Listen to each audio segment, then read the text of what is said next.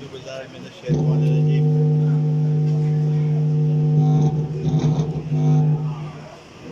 بسم الله الرحمن الرحیم. आवाज درځي؟ د قومي وطن پارټۍ صوبائی چیئرمین جناب سکندر حیات خان شیرخوا، د قومي وطن پارټۍ صوبائی قائدین، د صوبائی کابینه قائدین، د قومي وطن پارټۍ د لوور دیل قابل قدر زمونږ د قومي وطن پارټۍ مشران، د قومي وطن پارټۍ ضلع سوات ضلعي او د حلقو مشران، د قومي وطن پارټۍ د بونیر The Bluetooth device is ready to pair. مشران، د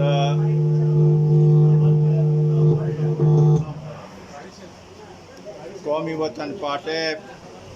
ملکنډ ایجنسی ضلعي مشران او دلته د ادینزو تحصیل قابل قدر مشرانو، زمونږ او ستاسو ټولو مشر الحاج زرین صاحب، عمران خان، شیرین خان او د دې علاقې قابل قدر مشرانو، نن زما لپاره د قومي وطن پارټۍ لپاره دا یو ډېره اهم او مبارکه ورځ ده چې موږ سره د الحاج زرین خان،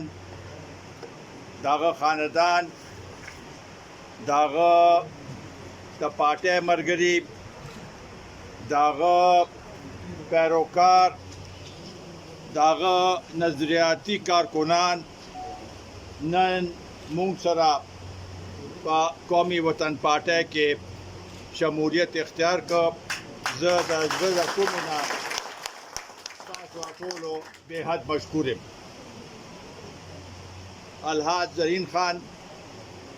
ټول عمر یو جدوجہد کړی دی، یو سیاسي جدوجہد یې کړی دی. د غریبانانو، د هغې قوم چې د چا اواز نو، هغوی له اواز ورکړی او اوس هم په دې عمر کې هماغه شانتې خپل تګ و دو، هماغه شانتې ورځ او شپه هغه او د هغه خاندان، عمران خان او شیرین خان او نور ټول خاندان هماغه شانتې د هغه په نقش قدم باندې چلیږي او د دې قوم دپاره جدوجہد هم کوي، اواز هم اوچتوي او د هغوی دپاره په هر یو مشکلي شانه بشانه هغوی سره هغه ولاړ دی. دا یو ډېر لوی خدمت دی، د هغه یو ډېر لوی نوم دی او د هغه کم نظریاتي کارکنان کودا دیر کې دي، چترال کې دي، سوات کې دي، ملکنډ ایجنسی کې دي، په شانګلې کې دي، بونیر کې دي، هغه ټول هغه سره منسلک دي په دغه لحاظ سره. دا یو ډېره لویه احساسه ده. دا احساسه هغه نن د قومي وطن پارټۍ په جولای کې دا احساسه واچوله. دا زموږ دپاره یو ډېره لویه خبره ده. مونږ په دې مشکور یو. دې نه مخکې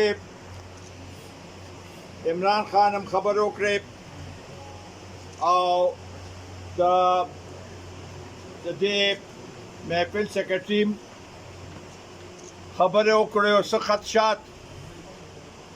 هغوی زمونږ په مخ کې کېښودل. دې کې شک نشته چې په دې علاقې کې او خصوصا په ملکن ډیویژن کې د غریب او چې چا سره دولت ته په دې دواړو کې ډېر فرق دی او د یو بل سره هغه شانته تعلق نشته. غریب ته پاغه نظر سره کتل کېږي نه. نن کو تاسو چې څنګه وایي چې غریب جدوجہد کوي پراپیګنډه کوي او هغه دباویږي هغه سره ظلم کېږي. مونږ هم د غریبانو ملګری یو خو نن زه تاسو سره ځان منسلک کوم. دا لومبنی ځل نه دی زمونږ کو تاسو تاریخ وګورئ. حیات محمد خان شیرپو شهید د قوم د پاره د غریب قوم د پاره خپل قرباني ورکړې ده. خپل د ځان نذرانه پیش کړې ده د وینې نذرانه پیش کړې ده او زه هغه ورځ هم نشم هېرولی چې کوم طریقې سره هم د دې دیر نه دا غریبانان خلک 40 ورځې پورې د هغه دوا لپاره شیرپو ته راتلل. هغه نظاره زما په مخ کې اوس هم هغه شانتې موجوده ده او زه په هغې وجه باندې د دې علاقې خلکو سره هم هغه شانتې په قدر په نګاه سره ګورم او انشاءالله تعالی همدغه شانتې به ګورم. مونږ تاسو سره شانه به شانه ولاړ یو. مونږ ستاسو د تکلیف زمونږ تکلیف دی. د هغې ازالې لپاره به هر ممکن کوشش کوو. هر ممکن کوشش کوو. مجال شته چې تاسو ته څوک په داسې نظر باندې وګوري یا په تاسو سره ظلم وکړي یا د کوټې خاوند سره د هغه د کوټې نه بې دخله کړي. دا زمونږ او ستاسو خان شیرپو سکندر حیات خان شیرپو قومي وطن پارټي دا سیاست مونږ هم د غریب قوم د پاره کوو. د قومي وطن پارټۍ سیاست د غریبانو سیاست دی. د قومي وطن پارټۍ سیاست د اصلاحات سیاست دی. د قومي وطن پارټۍ غریب له تحفظ ورکولو سیاست دی. د قومي وطن پارټۍ د دې علاقې د ترقۍ سیاست دی. د هغې لپاره به مونږ تګ و دو کوو. عمران خان بعضې خبرې وکړې چې مونږ د علاقې لپاره څه کړي دي خو دا سلسله د حیات محمد خان شیرپو شهید د وخت نه شروع شوې ده چې هغه بجلی د دې نه د ډیره پورې بجلی په لومبنۍ چې څنګه وزیر شو نو بجلی ډیره پورې ورسول او خلکو ته هغه ته رڼا د خلکو په کورونو کې رڼا پیدا کړه. دغسې مونږ په خپل وخت کې خو ستاسو خیال یې نو چترال کې دا نیشنل ګریډ نو د هغې په هغې باندې لارې ټاپ باندې نیشنل ګریډ ستنې مونږه بوتلې او چترال ته مونږه بجلي ورکړه ځکه چې هغه خلکو هغه محروم وو د بجلۍ نه. د دې علاقې کو د دې ځای نه ډېر خلک ډېر دنیا دې ځای نه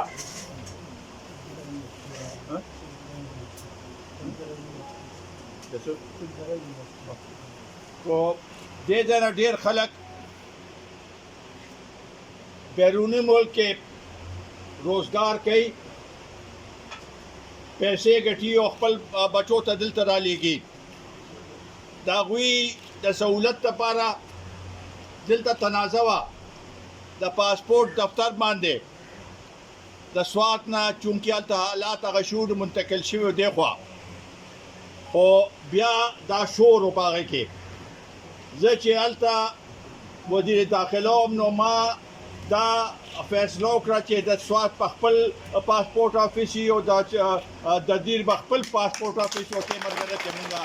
پاسپورټ آفیس هغه کړو دلته دا چکدرې دا یونیورسټي دا د حیات خان محمد خان شیرپو د شهید د وختونه دلته په دې باندې دا مخکې کارخانه وه بیا هغې نه هغه جوړ شوه یونیورسټي جوړه شوه نو دا هم زمونږ یو په هغې لحاظ سره د دې علاقې خدمت دی چې مونږ دغه شانتې په دې علاقې کې خدمت کړې ده نادره حافظ بیا دا روزګار په هغې کې دا لومبني ځل باندې و چې د ګوجر قوم دپاره په اف سی کې پلټون زما په وخت کې منظور شو چې خلکو ته د ګوجر قوم ته روزګار ملو شي اف سی پلټون زمونږ په وخت کې منظور شو ان شاء الله تعالی دا کوم هغه چې ما خبرې وکړې دا زما هغې پورې دی دې نه پس د سکندر خان چې هغه وزیر جوړ شو دلته دا بندونه چې دي د کروڑونو اربونو روپو د سیند ته بندونه ځکه چې د سیلاب نقصانات کول هغه د هغه په وساطت سره دلته هغه شوي دي دلته کو دا سکولونه دي او کو دا هسپتالونه دي دا زمونږ په وخت کې د ایم پی ای په ذریعه دې علاقې ته دا هغه ملو شوي دي مونږه دا هغه نه کوو چې دا زمونږ څه احسان دی دا ستاسو حق او ستاسو حق مونږ تاسو له درکړی دی په هر لحاظ سره د حق تاسو ته مونږ درکړی د ګل آباد کالج چې ستاسو بچي تعلیم وکړي مخکې دغسې ډېر نور داسې هغه دي چې هغه د بجلی ګریډ سټیشن دا ټول په دې کې زمونږ عمل دخل په دې لحاظ سره دی چې دې علاقې ته هغه ملو شي نو دا د دې علاقې خدمت دی او انشاءالله تعالی دا د قومي وطن پارټۍ دا منشور دی او دا د قومي وطن پارټۍ یو عزم دی یو فیصله ده چې مونږ به خلکو ته تحفظ ورکو مونږ به د علاقې ترقۍ لپاره کارونه کوو او مونږ به خلکو ته د روزګار مواقع ورکو په دې لپاره به مونږ خپل جدوجهد همدغه شانتې شروع او همدغه شانتې به شروع کوو زه راځم اوس د ملکی چې کوم صورتحال دی نن په ملک کې چې کومه ګراني ده د هغې نه هر یو کور هر یو شخص د هغې نه متاثر شوی دی مونږه دا کومه ګراني چې ده او کومه دا بېروزګاري چې ده په دې باندې سترګې نشو پټولی او کو مونږ پی ډي ایم سره یو طریقې سره منسلک وو نو زمونږ مقصد هم دا و چې دې ملک کې د غیر جانبدار انتخابات وشي او د ملک کې دا کومه ګراني او دا کوم زیاتې چې غریبانو سره کېږي چې دې کې کمې راشي بهرحال هغې کې اوسه پورې دا کمې نه دی راغلی د دې لپاره مونږ دا غواړو او د وفاقي حکومت ته دا وایو چې ټیک ته تاسو ته چې کوم حالاتو کې حکومت ملو شوی و هغه حالات په سخت وو خو دې درې نیمو میاشتو کې دې غریب قوم ته لا اوسه پورې د هغې څه د هغې ښېګړه نه ده ملو شوې اوسه پورې ما هغه شانتې په هغې کې په ګرانۍ کې رست ورځ اضافه کیږي ډالر چې کوم طریقې سره خېږي پېټرولو قیمت د بجلی قیمت دا ټول مونږ ته زمونږ په مخ کې دي او دا زمونږ هغه دی چې دا حکومت کو خامخا هر څنګه چې دا یو طریقې سره په دې کې کمی راولي دا صحیح ده چې ملک کې سیاسي عدم استحکام دی سیاسي عدم استحکام چې څوک جوړي څوک هغه کې حالات داسې جوړي ځکه چې سیاسي عدم استحکام نو د هغې اثرات په معیشت باندې او په ګرانۍ باندې پروزي دا دواړه یو بل سره تړل شوي دي نو موږ دا غواړو چې دا سیاسي عدم استحکام او چې څوک داسې نارې لګوي چې مونږ به د ملک کې د سریلنکا په شانتي حالات جوړ کو مونږ دا غریبانان به کم از کم ودرېږي او مونږ به ټول ودرېږو او دوی به په دې هغه کې په خپل مقصد کې په هیڅ صورت کې نه کامیابو پکار دا دی چې په دې حالاتو کې ټول سیاسي پارټۍ کم از کم د معیشت او دا کم حالات چې غریبانانو باندې په دې کې یو شوي وي او دا هغې لپاره تګ و دو کړی وي بجای دې نه چې په دې باندې سیاسي جګړه یو بل سره او سیاسي عدم استحکام پیدا کولو دا اس صورت کې د قوم ته نه قبول زه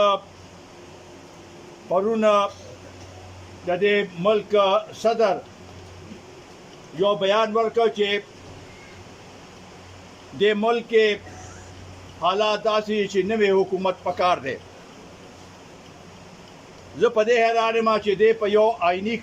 هغې باندې پوسټ باندې ناست دی او دې څنګه یو غیر آئینی خبره کوي نوې حکومت خو په یا په عدم اعتماد راځي یا چې نوې الیکشن وشي ته څنګه د نوې انتخاباتو خبره کوي نوې حکومت خبره کوي زمونږ دا مطالبه چې د ملک د نوې صدر جوړ شي ځکه چې د متنازع شوی دی او د قوم سره په دې هغې کې شریک دی عمران خان سره په ټول هغې کې شریک دی داسې طریقې سره حکومت نه چلېږي او زمونږ دا درخواست دی شهباز شریف نم چې ته د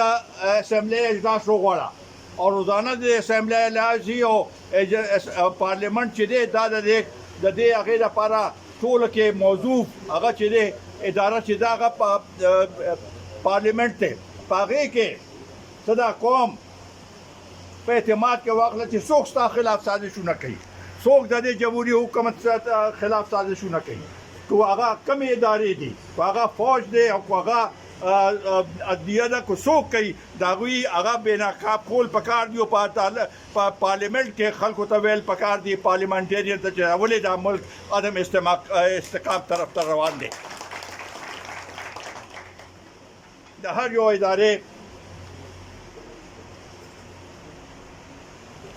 هر یو ادارې خپل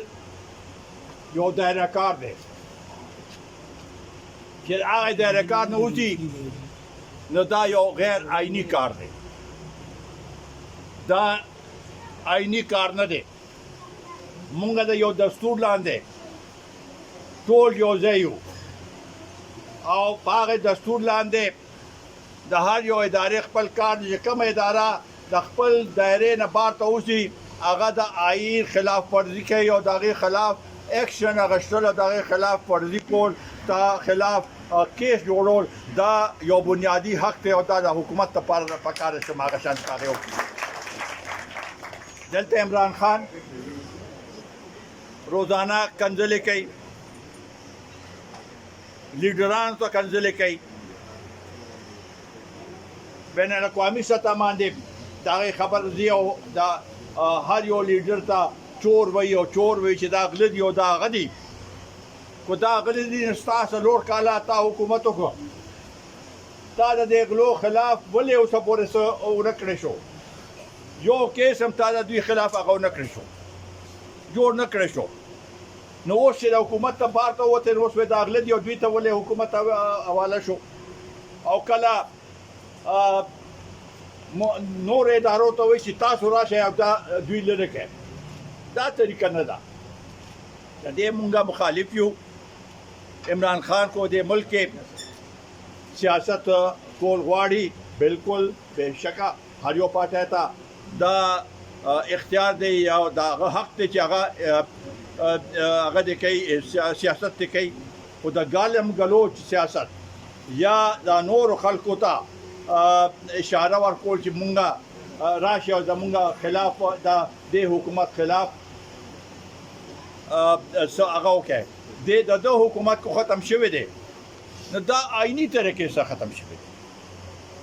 د خپل چې کوم د اتحادیانو هغه د نو تختیدل،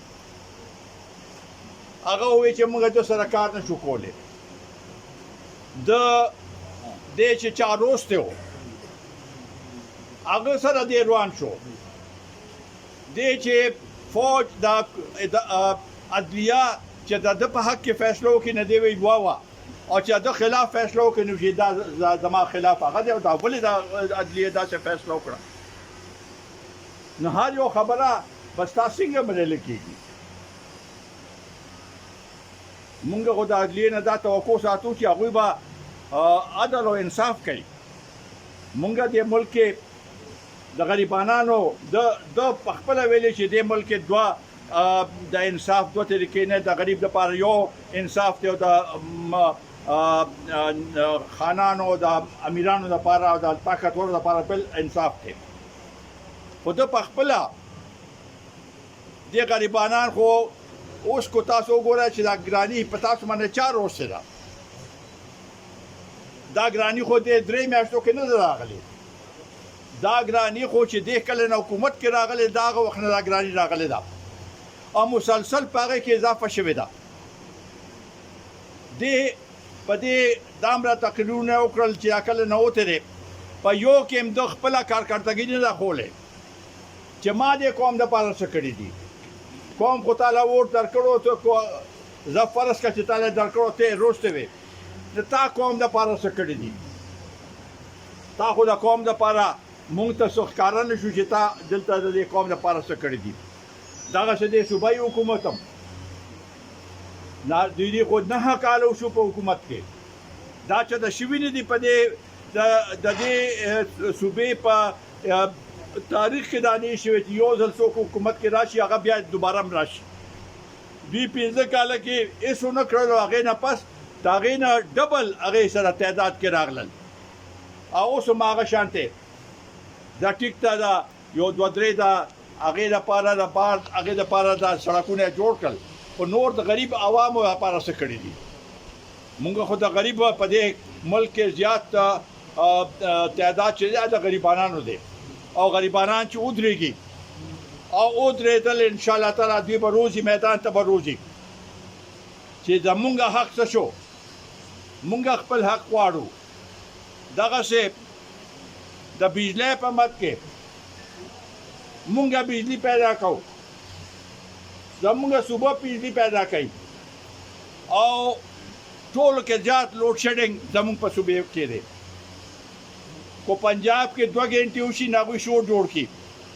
دلته 18 غنټې لوډ شیډینګ کېږي. خو دلته 2 غنټو نه 3 غنټې د شي موږ خوشحاله شو چې یاره لږ نه وبدا موږ سره انسان مهرباني وکړه 1 غنټه زیاته راکړو. دا انصاف نه دی. او د دې ګرانۍ خاص کر د هغې ټول اثر په دې غریبانو زمونږ د خیبر پښتونخوا په غریبانانو باندې دې اثر شوی دی او دا اثر ورځ تر ورځې په دې کې اضافه کېږي. نو زما تاسو نه دا درخواست دی چې مونږ تاسو سره ولاړ یو، مونږ به ستاسو شانه بشانه تاسو سره جدوجهد کوو. خو ستاسو تکلیف زمونږ تکلیف دی او هغې کې به مونږ تاسو سره شانه بشانه ولاړ یو. زمونږ ټول مشران ستاسو مشران اوس خو یو مشترک هغه شو په یو جدوجهد کوو او دا اوسه پورې د خانانو او غریبانانو هغه چې خانان به اسمبلی ته تلو غریبانان بنتلو زمونږ به دا روایات تبدیلو و ان شاء الله تعالی د غریبانانو کې به څوک اسمبلی ته لېږو د دې اواز به د بلکند اواز به هغه جوړو زه بیا ستاسو مشکور یم پرنسو د دې نه پس په مختلفو زموږ ټول د دې مشران به نور پروګرامونه جوړوي او د دینزو تحصیل کې په دیر کې به ان شاء الله تعالی جلسې کو زه د الحاج زرین صاحب نم زما دا درخواست دی چې داغه کم مرګري په نورو ضلعو کې دي چې هغوی په سم جواب وکړي او هلته پروګرامونه جوړ شي چې هغوی موږ سره منسلک شي نو د دې سره به د قومي وطن پارټۍ ته او د دې صوبې غریبانو ته تقویت پیلو شي ډېره مهرباني ډېره شکریه